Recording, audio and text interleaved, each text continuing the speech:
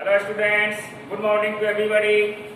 Today I am going to teach you civics class 8 and chapter 5 and lecture number है chapter 5 का headline तो है judiciary the judiciary और lecture second है। First lecture कल हमने बताया था और आज हम सेकेंड लेक्चर पर लेक्चर देंगे। तो pay attention everybody, open your book civics class 8, pay attention और पेज नंबर 270 खोलेंगे। आप लोग बुक को खोले कर बैठेंगे, ध्यान से सुनिए। I am going to explain about the power and functions of the Supreme Court। Supreme court के कार्य अधिकार के बारे में हम एक्सप्लेन करने जा रहे हैं कि इंडिया के सुप्रीम कोर्ट का क्या क्या पावर्स है, क्या क्या फंक्शंस है। Attention everybody. तो our constitution provides following powers to the supreme court of India. Bharat के सुप्रीम कोर्ट को, सर्वोच्च न्यायालय को भारतीय संविधान निम्नलिखित अधिकार प्रदान किया है, जो 5 कैटेगरी में रखा गया है। फर्स्ट अधिकार है ओरिजिनल जुडिक्शन, सेकंड है अपीलेट जुडिक्शन, थर्ड है एडवाइजरी जुडिक्शन, फोर्थ है सुपरवाइजरी जुडिक्शन और फिफ्थ है कोर्ट ऑफ रिकॉर्ड। एक 5 पावर एंड फंक्शंस है provided by the Indian constitution to the supreme court. आप समझ गए होंगे कि इंडियन कॉन्स्टिट्यूशन ने सुप्रीम कोर्ट को 5 प्रकार का अधिकार दिया है।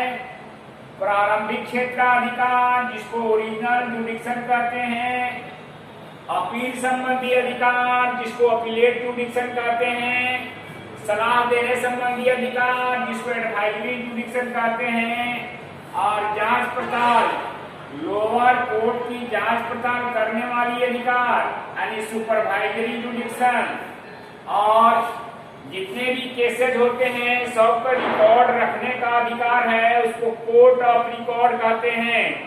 आप समझ गए होंगे बात को पूरी तरह से। अब आइए हम प्रत्येक को ये 5 प्रकार के अधिकार को अलग अलग एक्सप्लेन करेंगे।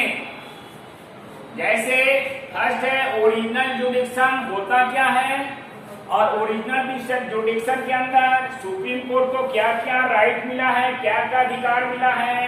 तो यही फर्स्ट पॉइंट है ओरिजिनल जुडिक्शन का। तो following matters come under the original जुडिक्शन। Supreme court के ओरिजिनल जुडिक्शन के अंदर निम्नलिखित वस्तुएं आती हैं, निम्नलिखित मैटर आते हैं, निम्नलिखित मामले आते हैं।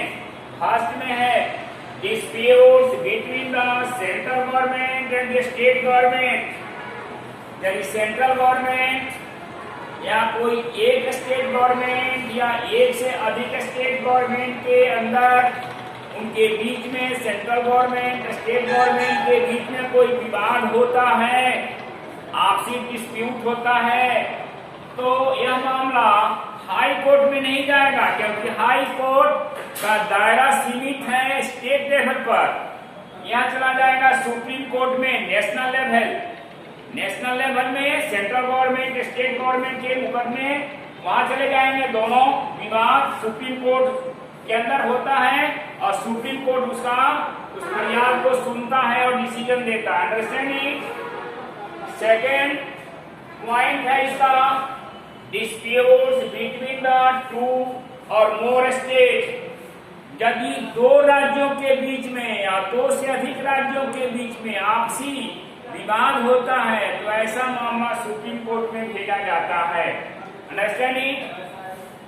तीसरा पॉइंट है dispute regarding the enforcement of the fundamental right.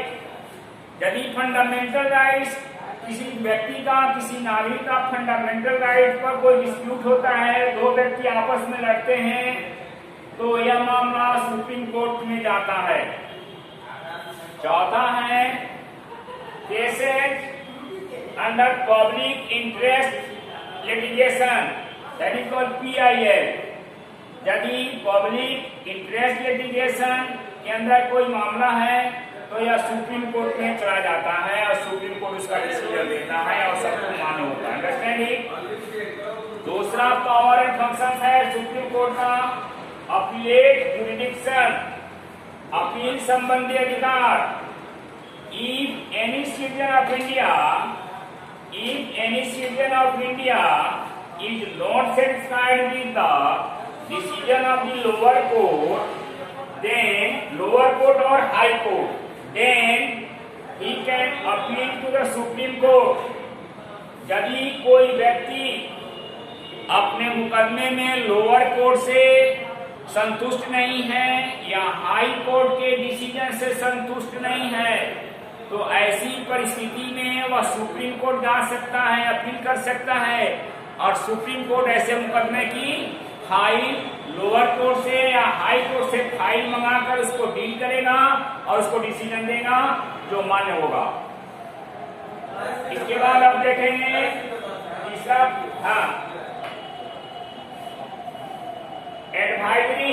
तीसरा पॉइंट है एडवाइजरी जुडिक्शन। एडवाइजरी सलाह संबंधी क्षेत्राधिकार सुप्रीम कोर्ट का। The Supreme Court can provide advice to the President of India on the matter of the constitution.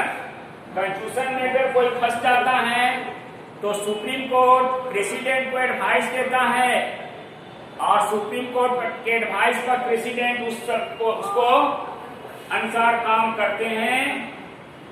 Constitutional matter पर advice ले सकता है प्रेसिडेंट सुप्रीम कोर्ट से। चौथा पॉइंट है सुपरविजरी जुडिक्शन, इंक्वायरी करने वाला जुडिक्शन। Supreme court supervisor the functions of the lower courts के कार्यों का सुपरविजन या इंक्वायरी सुप्रीम कोर्ट करता है। गलत पाए जाने पर उसमें सुधार करने के लिए वह डायरेक्शन देता है। नहीं, लोअर कोर्ट को हमेशा सुपरवाइज करता है। इसके बाद आप देखेंगे अंतिम है पांचवा अधिकार सुप्रीम कोर्ट का है कोर्ट ऑफ रिकॉर्ड, यानी the verdicts and the judgement made by the supreme court are kept as a record for the reference के लिए कोई भी सुप्रीम कोर्ट का डिसीजन जो होता है सुप्रीम कोर्ट उसको रिकॉर्ड बनाकर अस्थायी रूप से रखता है, रिकॉर्ड बनाकर, और ताकि रेफरेंस कभी भी उसको माना जा सके और ये डिसीजन जो हो रहा है आगे वाला मुकदमा यदि इसी तरह का आता है तो इसी रेफरेंस के आधार पर उसका भी डिसीजन दिया जा सके। नहीं, सुप्रीम कोर्ट ऑफ रिकॉर्ड के अंदर यह काम को संपन्न करता है। Rest next day.